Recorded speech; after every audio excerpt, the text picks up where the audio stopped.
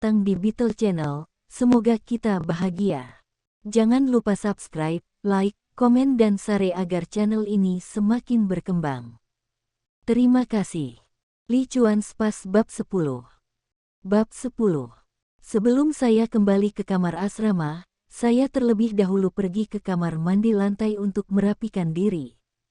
Saya melepas sweter, menyingkirkan daun di rambut saya, dan kemudian mengenakan kemeja berkerah Li Chuan sebelum masuk ke kamar asrama.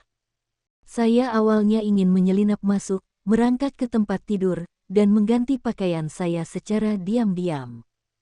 Tapi, ruangan itu sepenuhnya diterangi dengan lilin. Saya melihat An, Xiao Rui, dan Wei Haixia masing-masing minum secangkir teh susu, duduk di samping tempat tidur mereka, makan biji bunga matahari. Ketika mereka melihat saya, semua orang menjerit, terkejut karena saya memakai baju laki-laki. Kamu membuat kemajuan yang sangat cepat. Mereka bertiga tertawa bersama. Aku buru-buru menyimpan sweter itu ke tempat tidurku. Bukan itu. Saya menjadi terlalu panas karena berjalan dan berkeringat, jadi saya melepas sweter saya. Saya menimba air, mencuci muka dan tangan, menghilangkan semua bukti. Apakah Wang Gege menemukanmu di ruang dansa? Xiao Rui bertanya.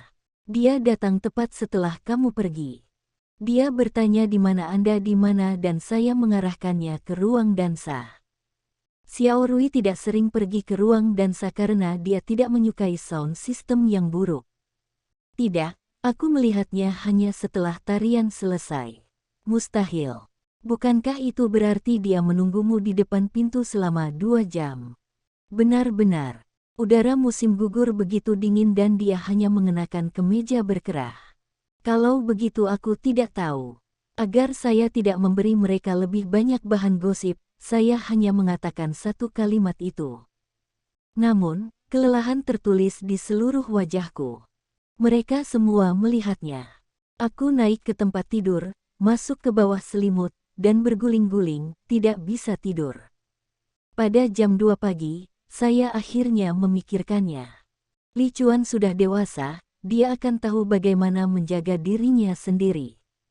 Li Chuan punya uang, bahkan jika dia tidak punya waktu untuk mengurus dirinya sendiri, dia juga bisa menemukan seseorang untuk menjaganya. Aku bukan siapa-siapa baginya dan tidak bisa berbuat apa-apa untuknya. Sepertinya dia juga tidak ingin aku melakukan apapun untuknya. Singkatnya, saya tidak perlu khawatir untuknya. Dan kemudian, saya menghabiskan setengah jam lagi untuk memikirkan semua saat kami bersama. Saya menyadari bahwa sejak hari kami bertemu, saya telah membuatnya bermasalah. Pertama kali, saya menumpahkan kopi padanya. Kedua kalinya, aku membuatnya harus berjalan dari gerbang sekolah ke pintu asrama di tengah malam bersamaku. Ketiga kalinya, saya memaksanya untuk pergi menonton film dengan saya, dan kemudian dengan pintu asrama terkunci, saya tidak punya pilihan selain tinggal di rumahnya. Dan kemudian malam ini, membiarkan dia menderita pukulan sia-sia untukku. Saya sepertinya menjadi pembawa sial dalam hidupnya. Dan kemudian, saya menyimpulkan bahwa penyebab dari semua kesalahan ini adalah kegilaan saya yang tidak bertanggung jawab, keinginan saya yang muda dan tidak berpengalaman. Konfusius mengatakan untuk memeriksa diri sendiri dengan 3 cara setiap hari. Dari The Analects oleh Konfusius, Zheng Zi berkata, setiap hari saya memeriksa diri saya dalam 3 hal.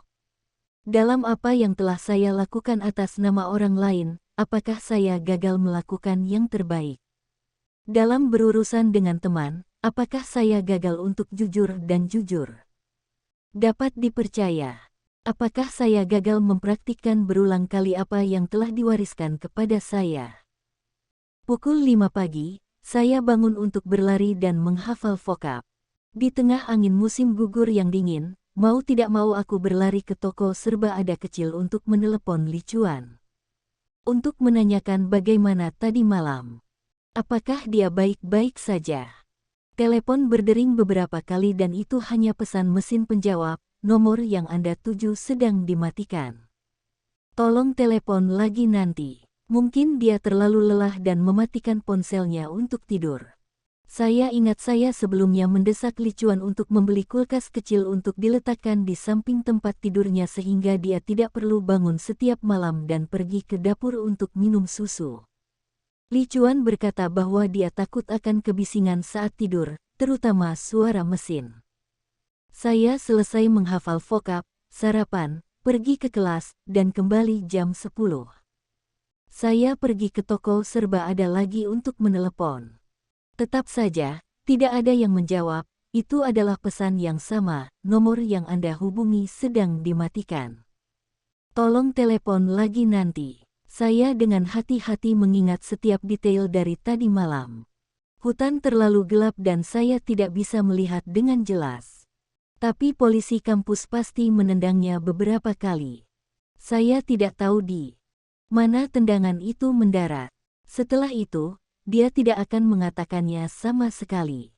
Saya khawatir orang itu menendang Li Chuan di tempat dia pernah terluka sebelumnya. Tidak ada tulang di sana, hanya lapisan tipis daging yang menutupi organ dalamnya. Saat Li Chuan berjalan, dia sepenuhnya mengandalkan pinggangnya untuk menggerakkan kaki palsu. Jadi berjalan dalam waktu lama merupakan bentuk siksaan baginya.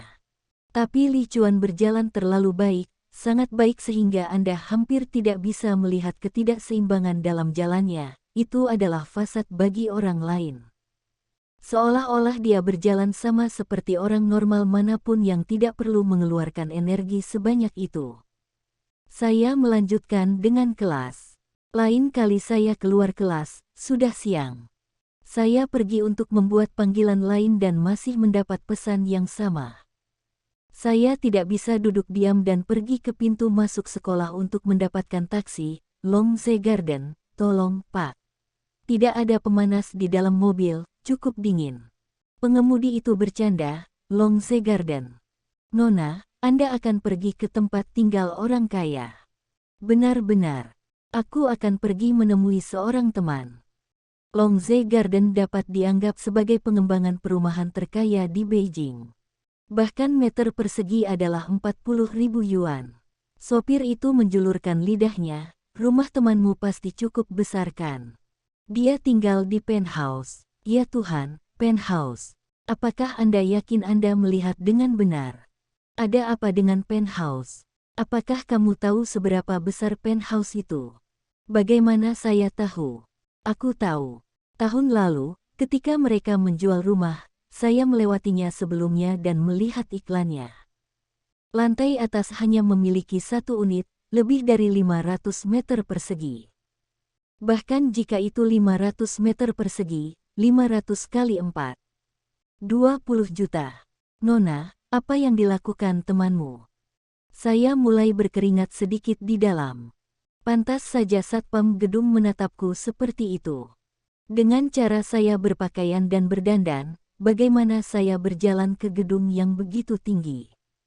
Saya mungkin juga mengantarkan pizza. Keluar dari mobil, saya masuk ke lobi dan bertemu satpam.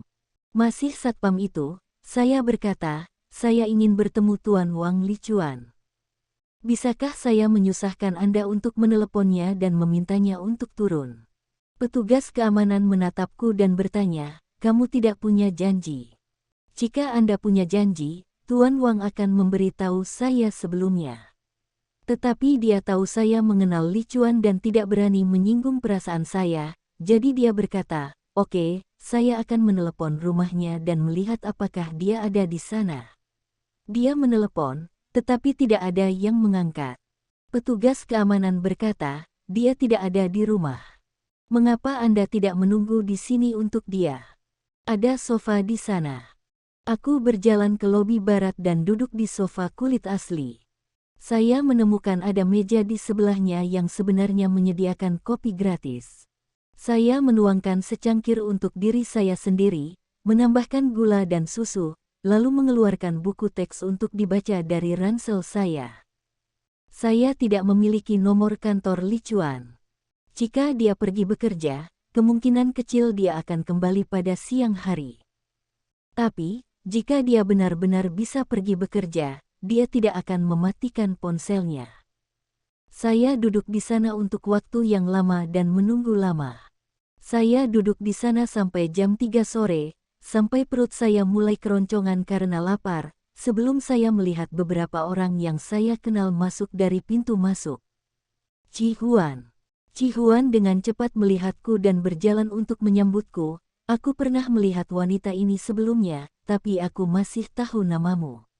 Xie Xiaoqiu. Nona Xie, apakah Anda sedang menunggu seseorang di sini? Ya, aku merasa wajahku memerah, Ci, apakah kamu melihat Li Chuan hari ini? Tidak. Apa kau punya nomornya? Ponselnya dimatikan. Kalau begitu kamu punya nomor ponselnya. Ci Huan mengulangi apa yang saya katakan. Jelas bahwa Li Chuan tidak dengan mudah memberikan nomor ponselnya. Apakah Anda menelepon perusahaannya dan bertanya belum? Li Chuan adalah seorang workaholic dan tidak akan mudah menghilang dari pekerjaan. Saya tidak tahu di mana dia bekerja, aku mengaku. Ci Huan sedikit terkejut dan bertanya sambil tertawa, dia memberimu nomor ponselnya, tapi tidak memberitahumu di mana dia bekerja. Aku tidak pernah bertanya. Dia menatap saya lagi sebentar seolah-olah dia tidak percaya, dan kemudian berkata, saya punya nomor kantornya, apakah Anda ingin saya menelepon dan bertanya? Apakah itu akan mengganggumu? Tidak apa. Dia memasukkan sebuah nomor dan memberikan ponselnya kepadaku. Melihatmu sangat cemas, kenapa tidak kamu tanyakan pada dirimu sendiri? Kali ini, telepon tersambung dan menjawab dalam 2 detik, arsitek CGP, halo. Itu adalah suara manis dari seorang sekretaris wanita muda. Saya sedang mencari Tuan Wang Li Chuan. Bolehkah saya bertanya dari perusahaan mana wanita itu berasal? Aku temannya, mencarinya tentang sesuatu. Oh, tolong tunggu sebentar. Aku mendengar keheningan di ujung sana. Setelah 10 detik, suara laki-laki asing terdengar berbicara bahasa Mandarin yang sangat sempurna.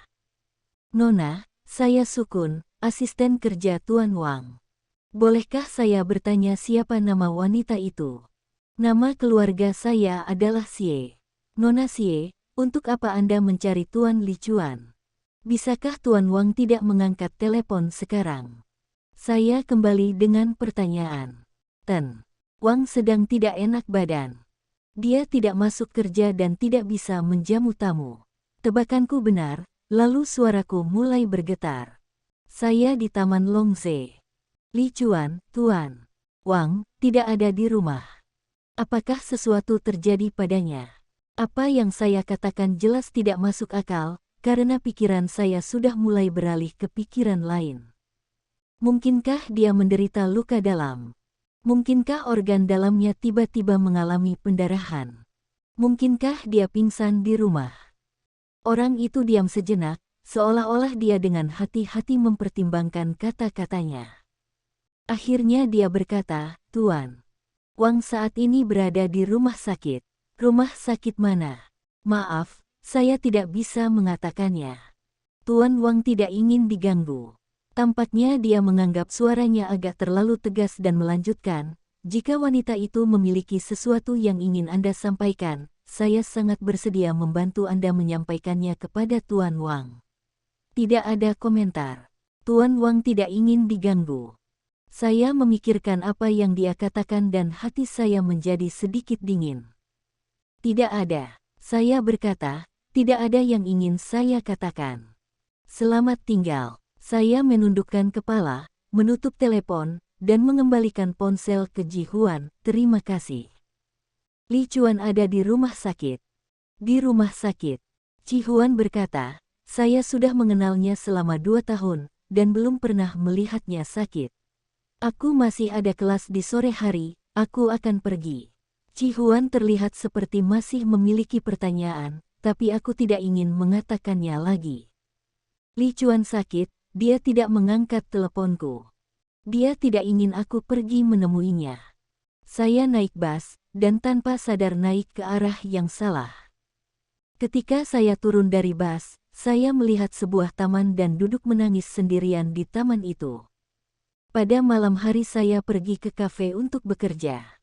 Semuanya seperti sebelumnya. Tidak ada yang melihat melalui keadaan pikiran saya. Pada malam hari, saya berbaring di tempat tidur, memeluk baju Li Chuan, tidak bisa tidur lama. Saya tidak menelepon Li Chuan lagi. Selama sebulan penuh setelah itu, saya tidak melihatnya. Aku mengerjakan ujian tengah semester dengan cukup baik. Rata-rata 90. Meskipun itu 50 poin dari target saya, skor saya masih jauh di atas yang lain di kamar asrama saya. Kecuali Feng Jing'er. Feng Jing'er juga menyadari bahwa aku telah menjadi saingannya. Dengan lawan yang tangguh untuk dana Hongyu, saya belajar lebih rajin lagi. Teman sekelas di kamar asramaku menggodaku tentang percintaan singkatku dan tidak terlalu mendukung. Mereka sudah mengharapkan ini. Meskipun, pada satu titik, Lu Jie mengeluh kepada saya tentang bagaimana Li Chuan tidak membalas emailnya. Saya mengatakan bahwa Li Chuan sakit dan dia tidak bertanya lagi. Terbukti, dia pikir saya hanya memberikan alasan. Selain akhir pekan, saya masih pergi ke kafe setiap malam. Tapi saya tidak melihat Li Chuan sama sekali. Kebencian Xiao Ye terhadapku sedikit berkurang. Saya mengatakan, sedikit, karena dia masih acuh tak acuh terhadap saya. Tapi dia juga tidak mengambil kesalahan saya. Setelah menyelesaikan pekerjaan, dia akan duduk sendirian dengan siku di atas meja dan melamun. Aku mengabaikannya. Li Chuan adalah objek dari banyak gadis tergila-gila. Mungkin aku yang paling beruntung dari mereka semua. Masih ada 2 minggu sebelum orang-orang berangkat dalam kekacauan untuk liburan sekolah. Saya memikirkan ayah saya dan belajar lebih keras lagi. Saya ingin memberi ayah sertifikat dari sekolah. Saya ingin memberitahu ayah bahwa saya telah mendapatkan beasiswa. Ayah saya masih bersikeras mengirimi saya uang setiap bulan. Dia tahu apa yang dia kirim tidak banyak. 50 yuan sama sekali tidak cukup di Beijing.